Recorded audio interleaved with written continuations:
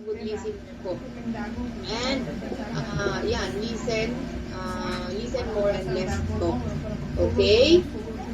Ayun. So, ano yung dalawang golden rules natin dito? May dalawang golden rule. Una po is yes, apply natin rules.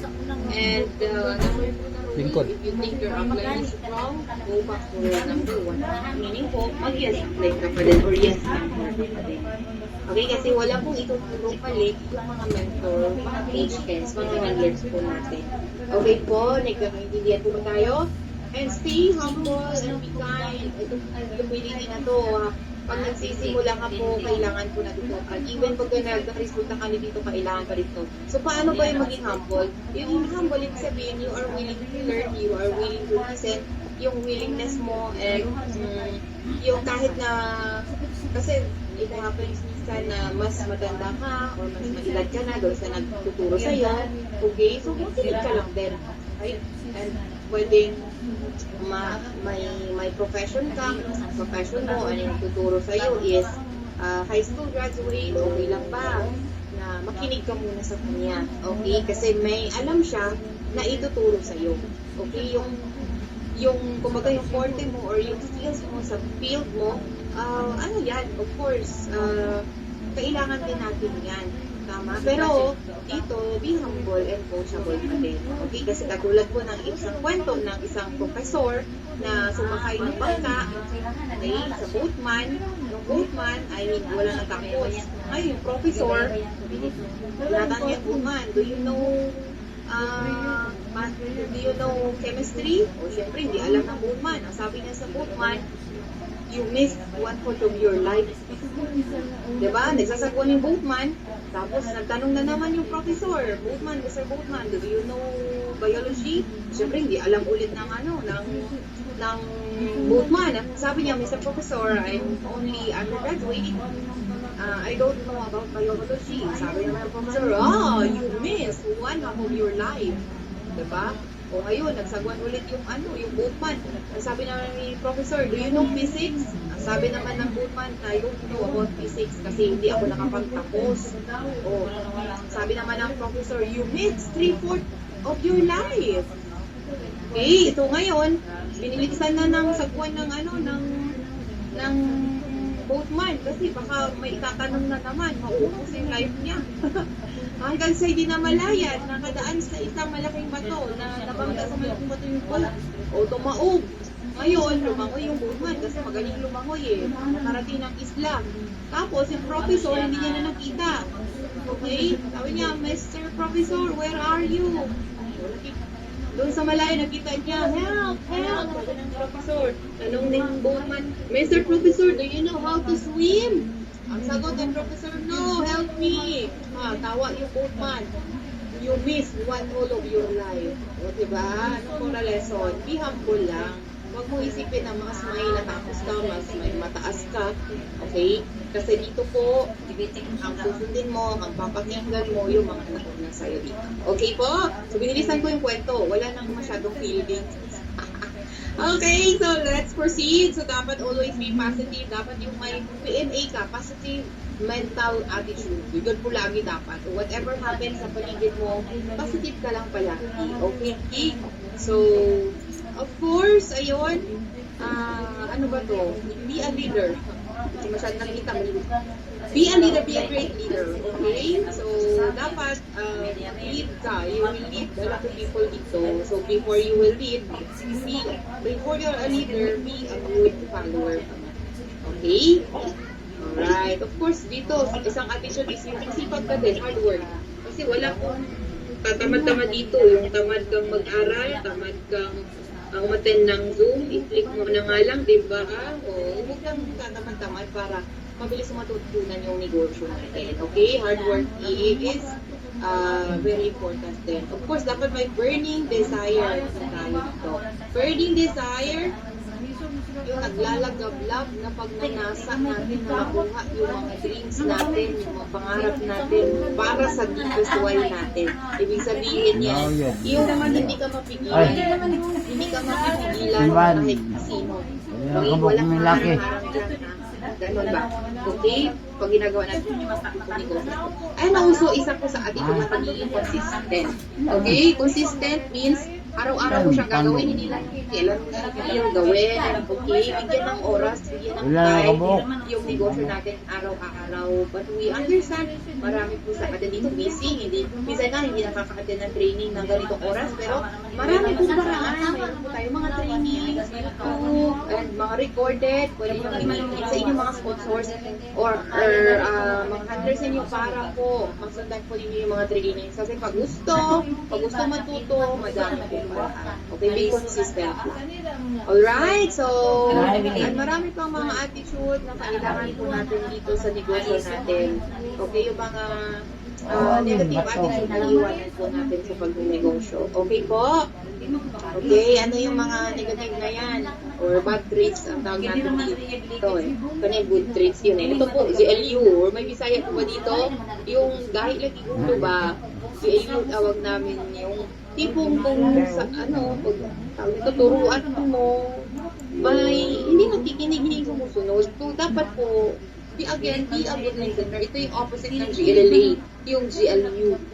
Okay, sana po doon tayo sa positive ha. And also, yung paging reklamador po ito. Sorry ha, ilong ko kasi gumawa. Reklamador. Don't be reklamador. Okay po. So, there is no perfect system. Okay, there is no perfect upline mentor. There is no perfect person, no perfect company, no perfect no perfect system. So, ngayon, huwag ka lang magreklamo. Okay? Kasi dito po, lahat naman ng bagay ay mapapag-usapan. Especially sa system natin. Bakit hindi ako makapag-login? Bakit hindi ako makapag-transact? O maybe, may mga inaayos lang. Or maybe, mali lang pala yung username, mali lang pala yung password.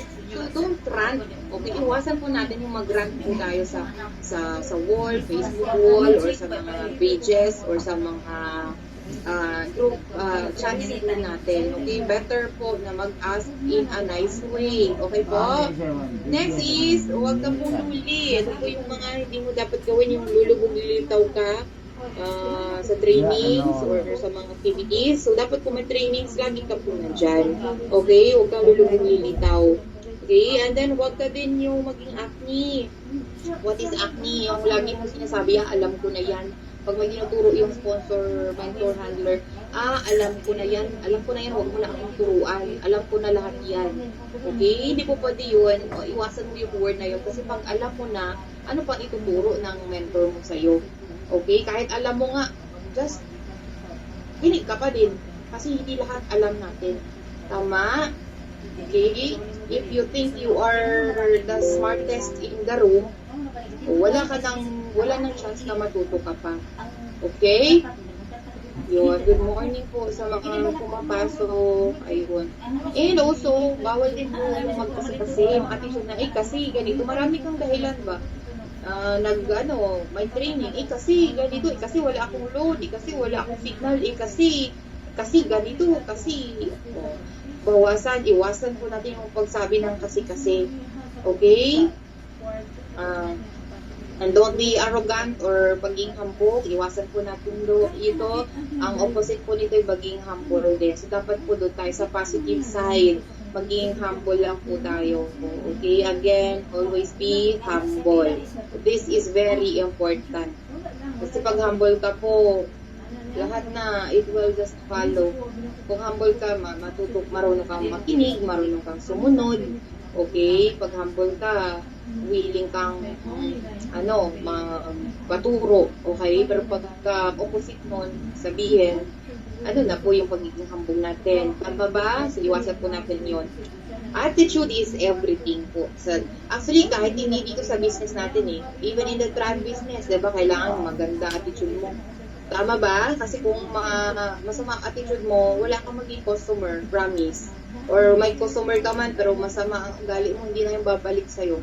So, dito po sa atin, kailangan maganda, tama ang attitude po natin. Okay? So, next, the attitude is belief. Okay? Yung belief system po natin ay dapat po 100% din po. Okay? So, Alright, so ito po, saan po tayo maniniwala? Of course, doon sa may likha sa atin. Sino po yun? Okay, sino man ang iyong pinaniniwalaan, kasi we believe na iba-iba po religion po natin, pero lahat po tayo mayroon pong someone out there na pinagdadasalan. Tama po ba? Okay, so kailangan po maniwala tayo sa kanya na there is a purpose bakit tayo dinala po dito. Bakit niya po pinakita sa atin tong opportunity na to. Okay, well, okay lang ba? Isang isang clap and thank you Lord po dyan. Kasi dinala niya po tayo dito, na-meet natin iba't ibang tao, di ba? Naging channel of blessing ka or ikaw ay later on maging channel of blessing din po sa maraming tao na hopeless at magkaroon din sila ng pag-asa. Alam niyo, sobrang ganda ng negosyo natin. Okay? Sobrang ganda na yung tipong habang tumutulong ka, yung umaangat ka. Okay? Ganun po. Sobrang blessing po itong negosyo natin. Okay? So, yun. 100% dapat yung belief natin sa greatest upline natin, which is our God. Okay? And of course, maniwala din po tayo sa ating CEO, our President Emmanuel Pascual, na kung alam nyo lang kung ano yung kanyang vision para sa kahit sa Pilipino, sabi nga niya, hindi man lahat ng Pilipino mapayaman niya, pero meron lang siyang 1% na Pilipino matulungan, mabago buhay. Yung legacy niya, iiwanan niya sa mundo. Okay? So, yun. So, pagka, isama niyo din sa dasal natin, pag-pray din natin, bigyan siya ng magandang health, 'di ba? Kasi grabe po yung kanyang effort. Halos hindi na po yan natutulog sa press money. Kung alam niyo lang po sa office, siya po lagi ang huli, late na umuwi. Okay? And kakaisip po niya sa mga members ng ating company. And kung maniwala sa company, sistema natin, okay? 100% paniwalaan mo lang ito. Products and services. Ito po ako, personal experience ko, yung unang booking ko, nagdududa pa ako. Baka ikaw din, di ba? Aminin. Di ba? Nagdududa ako, baka mamaya hindi makalipat. Ikaw din ba? So, at least napatunayan ko po. At nung napatunayan ko talaga, grabe po ang aking belief sa company na to. Ay, paglalaban ko talaga company natin. Kung may nagsabi talagang scam tayo, nako, hindi talaga ako papayag noon. Pero hindi naman ako mangang-away. Okay, products natin, maniwala ka, marketing plan, maniwala ka. Okay, kapag ikaw ay affiliate or 3 branches ang iyong hawak, ay magkakaroon ka ng 8,000 kapag meron po kayo na refer sa ating company. Okay? So, lahat ng mga bonuses na sa ating marketing plan ay matatanggap po yan. Ako, residual income noon. Personal experience ko kasi I have multiple accounts. So, unang booking ko noon, sinek ko talaga doon sa other branches ko kung talagang may pumasok na residual income. May pumasok naman. So, naniniwala ako sa residual income talaga. And also, our upline, maniwala po tayo doon sa mga mentors, coaches, handlers po natin. Kasi kung hindi ka naniniwala, syempre, paano yung negosyo natin? Lagi kang may duda, so tanggalin po natin yung duda. Wala pong ituturong mali yung mga uplines po natin. Niwala po kayo, okay? Of course, maniwala ka din. Pag ikaw ang upline, may downline ka na, paniwalaan yung downline mo na kaya niya gawin yung negosyo, kaya niya mag-speaker, kaya niya mag-build, kaya niya, maniwala ka, okay? Maniwala sa mga downlines ha. Okay, and also, maniwala sa mga cross-lines, sa mga hindi ko pa linya, katin pa din natin, or even lahat ng mga other teams, maniwala ka lang, di ba? Maging pala kaibigan ka sa kanila kasi sooner or later, pwede mo silang magamit as identification or pang-ABC rule mo or pagkakilala mo. But matutulungan ka nila sa mga clients mo soon, okay? And of course, maniwala ka sa lahat-lahat, pati sa sarili mo din. Baka mamaya naniwala ka na sa iba, pero sarili mo wala kang tiwala, di ba? So, paniwalaan mo sa sarili mo na kung ano yung kaya ng iba, kaya mo din. Okay? Kasi pareho lang naman tayo ng kinakain. Kumakain ka din ng kanin.